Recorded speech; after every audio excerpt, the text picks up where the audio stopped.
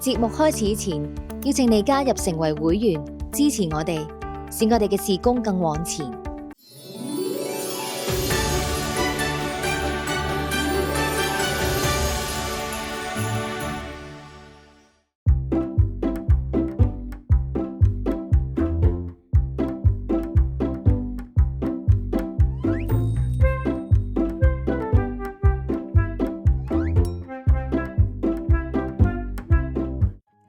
大家好啊，我係林婉儀聖樂傳道，好高興再次透過基督教文藝博覽呢個節目同大家見面分享聖樂。大家係咪覺得好耐都冇聽過 Mr. Chan 嘅歌聲呢？係啊，我都好想再次訪問陳老師咧，教授聲樂嘅經驗㗎。特別有時咧唱到一啲詩歌咧，好多弟兄姊妹話咧唱唔啱個中文字，譬如個主字啦，咁好多詩歌都成日有個主字噶嘛，就成日唱到個豬字，聽落咧詞意不達，就寧願唔揀嗰首詩歌啦。又或者咧有啲弟兄姊妹咧有翻譯詩詞嘅恩賜啦，於是佢就重新翻譯過呢啲中文字，但係亦都面對一啲問題嘅，就係好多信眾咧話唱新詞咧的確係有啲新鮮感嘅，不過有時舊詞咧係一啲信眾嘅集體回憶嚟噶嘛。譬如以前我哋背開嘅聖經咧係用和合本嘅經文去背誦啦，背慣咗咧，你要我改其他聖經譯本咧，除咗唔習慣之外咧，其實都要需要啲時間再背翻一個新嘅經文呢一種嘅累積落去嘅。所以咧我就好想訪問阿 Mr. Chan 啊，點樣面對一啲廣東歌真係有好難唱得啱音嘅歌詞，我哋能唔能夠用聲樂技巧去避免呢啲問題嘅呢？事不宜遲啦，不如我哋先聽一聽陳漢強老師咧喺上屆基督徒藝術展開幕典禮音樂會裏邊獻唱嘅《他看顧麻雀》。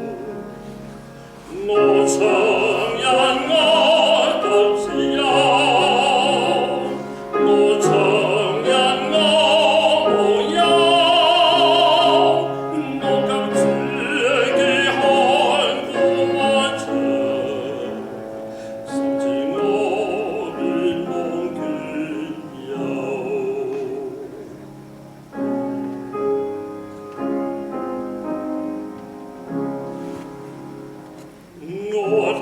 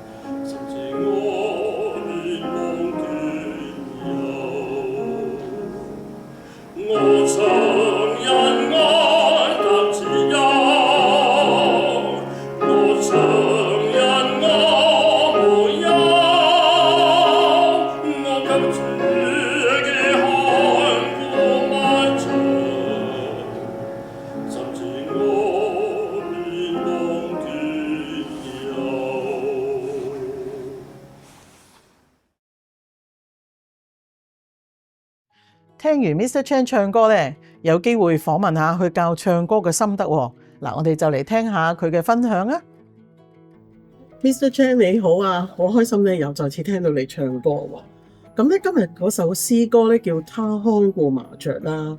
我自己唱過都覺得好難唱，因為嗰啲廣東話咧填咗詞落去之後咧，好似唱出嚟咧好多唔係啱音咁樣嘅。咁唔知有冇咩方法可以同我哋觀眾分享咧？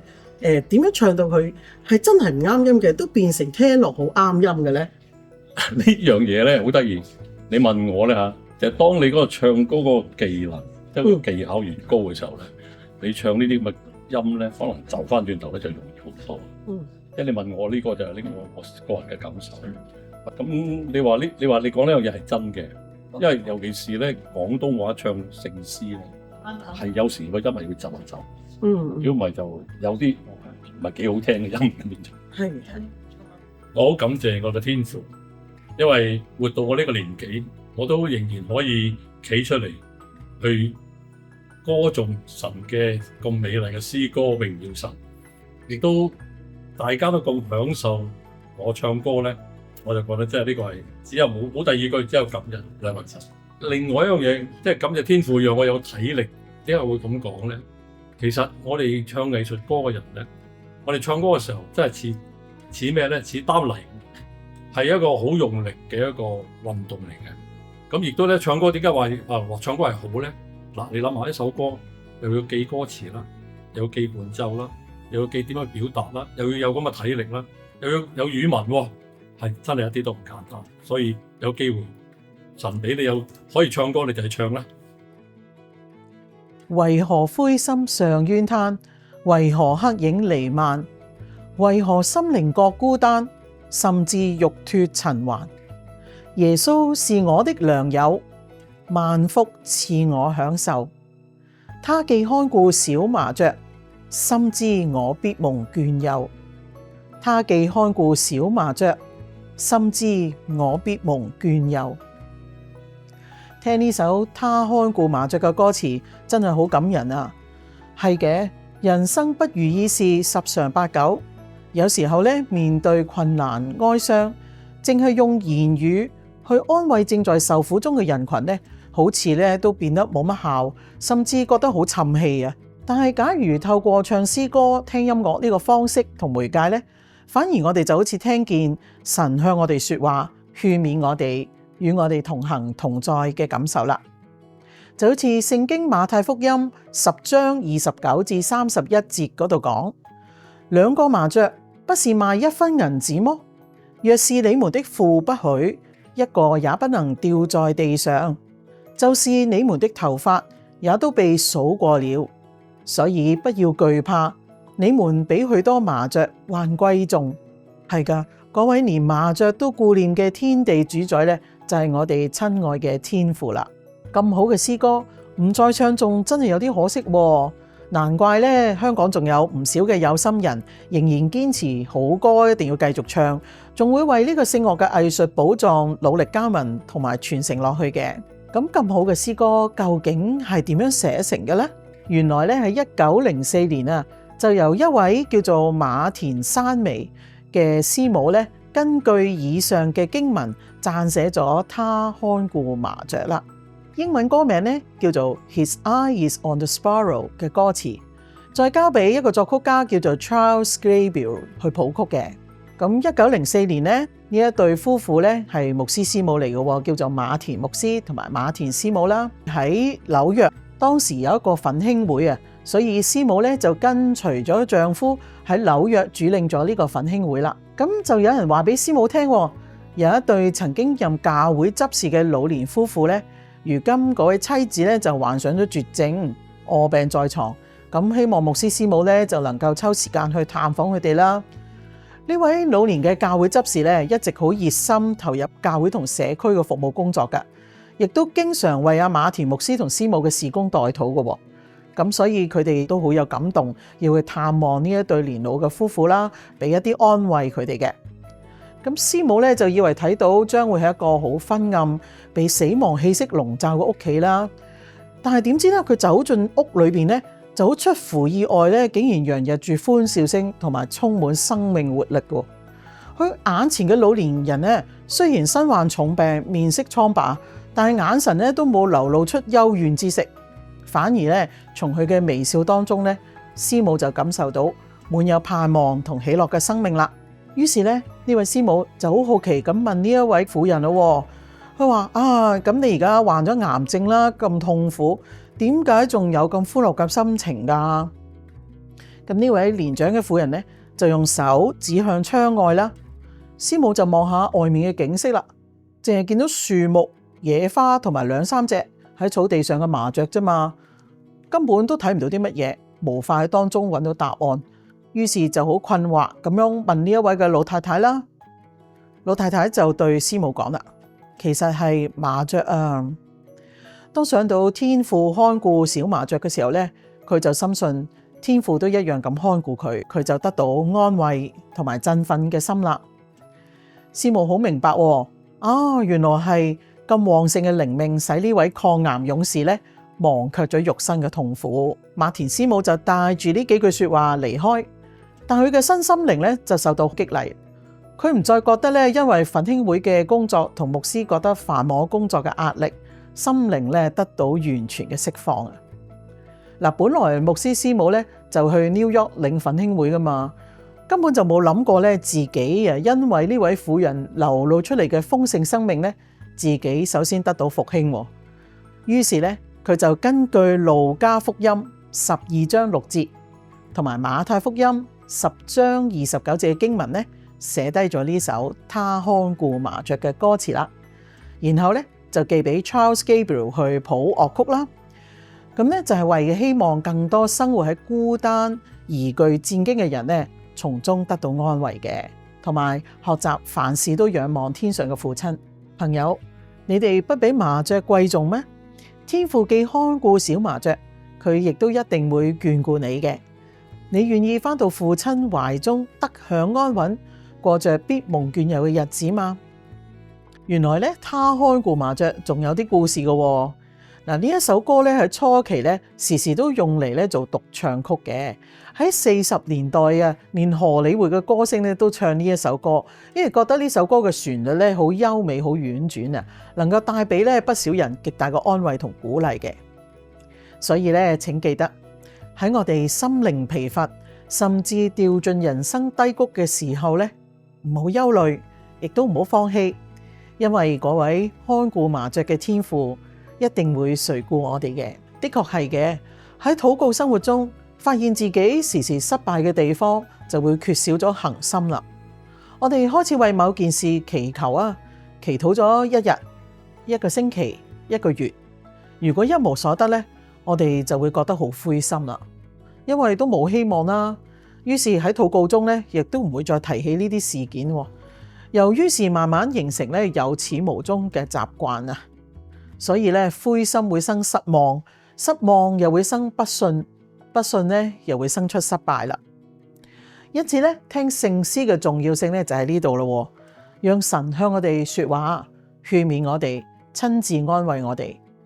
當我哋喺人生路上覺得好灰心失意或者前路茫茫嘅時候咧，原來呢位信實可靠，連麻雀都看顧嘅天父，一直都相伴同行，與我哋同在，為我哋打氣，以致無論喺任何境況，我哋都能夠欣然歡唱。好似詩歌所講，我唱因我得自由，我唱因我無憂，我救主既看顧麻雀，深知我必蒙眷佑。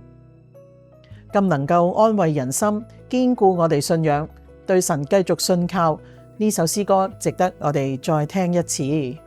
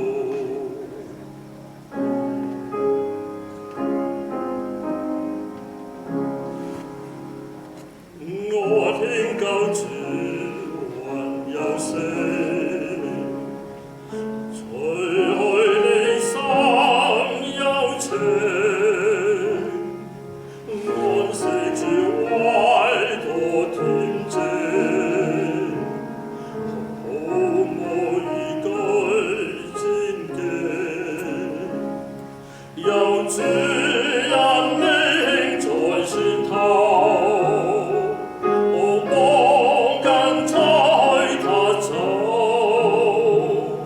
他寄看我上馬場，甚至我連夢見有，他寄看我上馬場。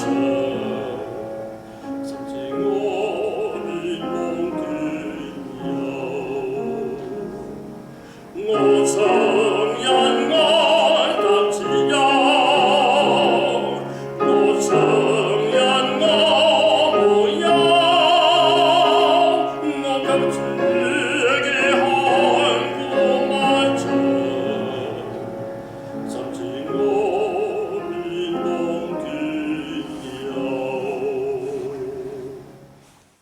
大家若果喜歡今集嘅內容，可以留言俾我哋啊！亦都要緊記按訂閱嘅鐘仔 subscribe、like 同埋 share。我哋下集再見。